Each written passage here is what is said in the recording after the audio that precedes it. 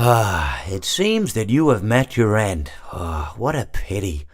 I don't feel too bad about it, though.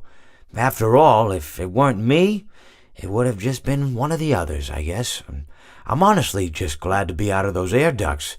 It's not easy for a hippopotamus to fit up there, and not easy to get down either, and not as young as I used to be, as you can see.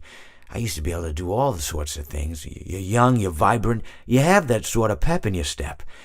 It reminds me of a conversation I was having with one of my good friends, Orville. We were having a nice picnic one day. I believe it was summer. No, perhaps it was... Was it the fall? Yes.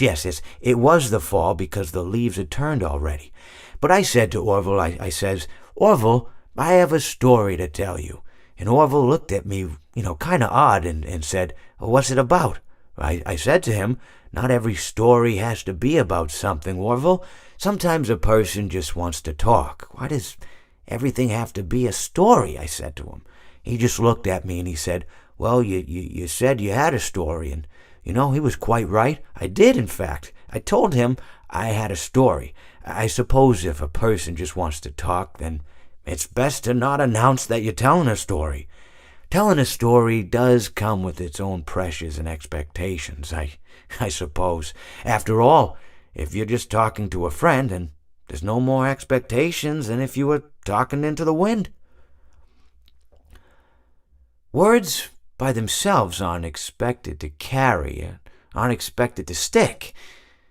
But if you announce you're telling a story, well then, there'd better be a point to it all, No one wants to sit and listen to someone ramble on and on and on with absolutely no end in sight. So, it's good to be mindful that when you tell someone that you're about to tell a story, that you have something to say. Telling someone that you're going to tell them a story is tantamount to asking them to stop what they're doing and pay attention.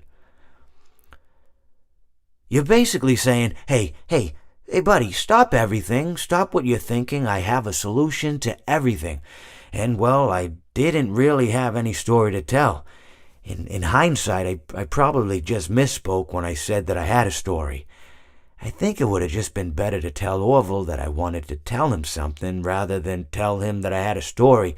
But even then, it might have put too much importance on the whole thing. Either way, it was quite a nice day. I remember that we were drinking tea.